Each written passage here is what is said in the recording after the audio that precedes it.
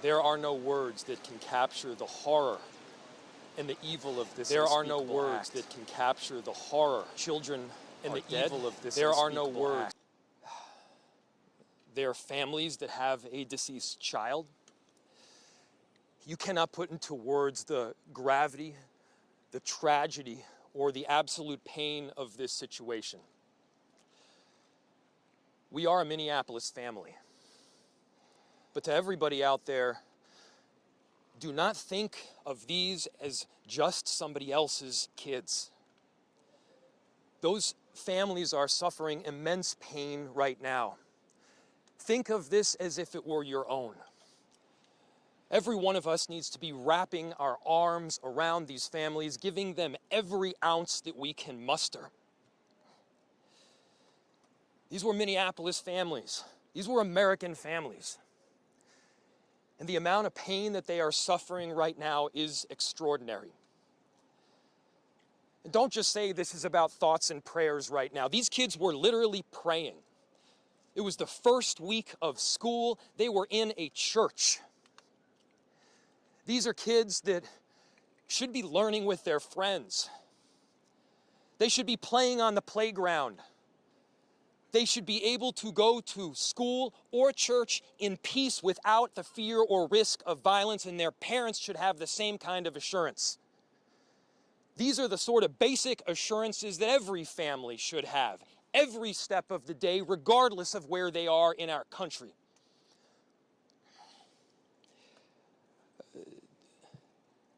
I'm so deeply saddened, and I'm so sorry to the families that I know are suffering right now.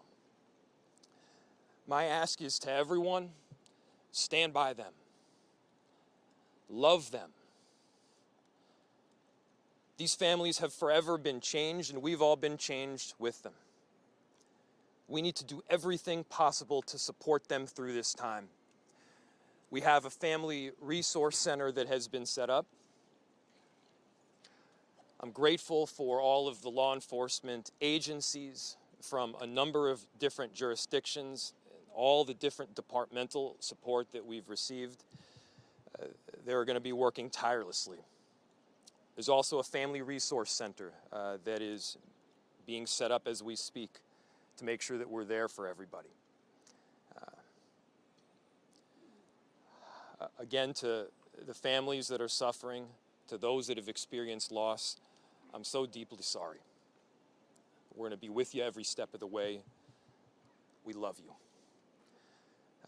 This kind of act of evil should never happen, and it happens far too often. The chief will provide additional details. My name is Brian O'Hara, B-R-I-A-N, O''H-A-R-A. I am the Minneapolis Police Chief. Earlier today, just before 8:30 a.m., our city experienced an unthinkable tragedy.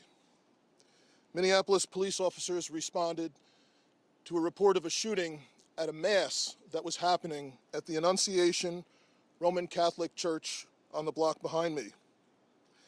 This worship service was marking the first week of school for children that are attending the Annunciation Catholic School.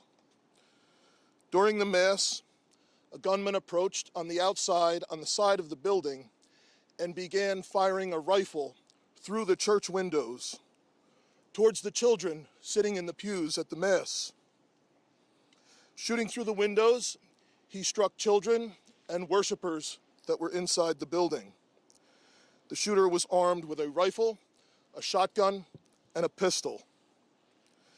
This was a deliberate act of violence against innocent children and other people worshiping. The sheer cruelty and cowardice of firing into a church full of children is absolutely incomprehensible. Police officers from the Minneapolis Police Department immediately responded, entered the church, and attempted to provide first aid and rescue some of the children that were hiding throughout the building, while other first responders came and EMS responded to rush victims to nearby hospitals. 2 young children, ages 8 and 10, were killed where they sat in the pews. Their parents have been notified.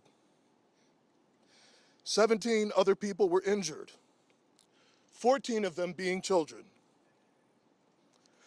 2 of those children are in critical condition. The coward who fired these shots ultimately took his own life in the rear of the church. Our hearts are broken for the families who have lost their children, for these young lives that are now fighting to recover, and for our entire community that has been so deeply traumatized by this senseless attack. We will stand together to protect our children, our schools, and our houses of worship. This deliberate act of violence is just a sign of cruelty that is beyond comprehension. Our hearts are broken for everyone that's been affected by this tragedy. As we begin the difficult path of healing, I want the community to know this, that even in the face of such evil, the Minneapolis Police Department and all of our law enforcement partners stand with our community. We stand with these families and with this parish. We will continue to be here for you. With that, the investigation is obviously in its preliminary stages, and I will attempt to take some questions to provide further information. Chief, what can you tell us about the suspect in this case? How old was he? Any kind of motivation? Any notes or any other information you might have left behind? So we were looking, the question was, what can be said about the shooter? We believe it is one suspect, a sole shooter. We believe he is deceased. He is in his early 20s, does not have an extensive known criminal history, and we are looking through information left behind to try and determine some type of motive. Yeah. How many kids at the school? How many children? I don't have an exact, the question was how many children at the school. There were dozens of children inside the mass at the time. I don't have an exact count. The children have been relocated into the school, which is where their families are reunifying with them. Shooter, other than the weapon, Reg. other than the weapon, was the shooter a student, former student? Was he a former employee? Do we know that? The question was, do we know if the shooter was a former school employee or a former student? We don't have that information. Did he leave anything behind other than the weapon? There's a vehicle. The question was anything left behind? There's a vehicle that we believe that the suspect used that is being searched, and we will be conducting other searches related to this. Inside the parking lot here. There was some neighbors who said that the door to the church had been barricaded. Yep. Is that correct? So the question was, neighbors had said that the door to the church had been barricaded. The shooter approached on one side of the church building, and on that side, at least 2 doors, it appears there had been like a 2x4 placed. So not all of the doors around the building, but on the side where the shooter did fire. And on the outside? On the outside, yes. Shootings related. Were there any explosives that were found? The question was there any explosives? There were reports of that. There were no explosives or improvised devices that we found. I do believe there was one, I guess you would call it a smoke bomb, like not an explosive, but a sort of a firework that would release smoke. And which side of the building? North, south? The side that is closest to us, here, on this side, yep. Incident related. Also at these nearby homes? I don't have specific information on that I can release. Gunshot wound, this suspect? Yeah, the question was, is he dead from a gunshot wound? The answer is yes. We believe he took his own life in the parking lot. Was this outside or both inside that he was shooting? The question was he shooting outside and inside? He was absolutely shooting outside of the building on the side of the church, inside through the windows. It appears he may have gone inside, but I don't believe we've located any casings inside the building. So I'm not certain if he fired also while inside. It appears, if not all, most of the shooting happened outside the building. Shooting related to any other shootings that happened in the last 24 hours? Yeah, Taylor's asking, is this related to any of the other shootings? This does not appear to be related to any other shooting in the city. You know approximately how many rounds were fired? The question was how many rounds. I would say it's in the dozens. We don't have an exact count.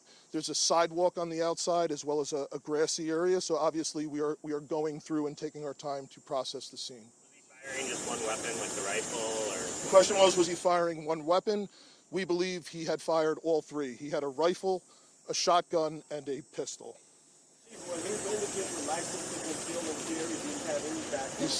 Were the weapons, was he lawfully carrying the weapons? I don't have that information, and I don't have any information on any significant criminal history either.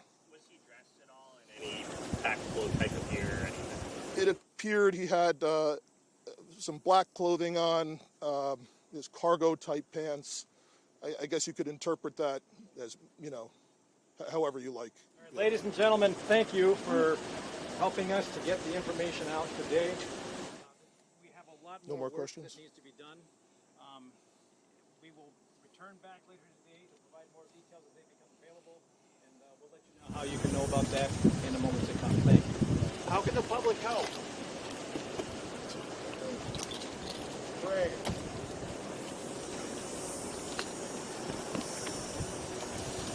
Once again, folks, if you have further inquiries you want to send via email, communications@minneapolismn.gov. Thanks.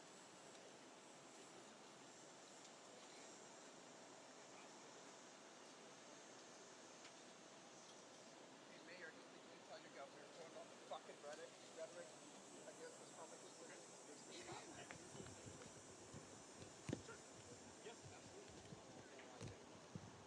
Hey, folks, one other quick thing.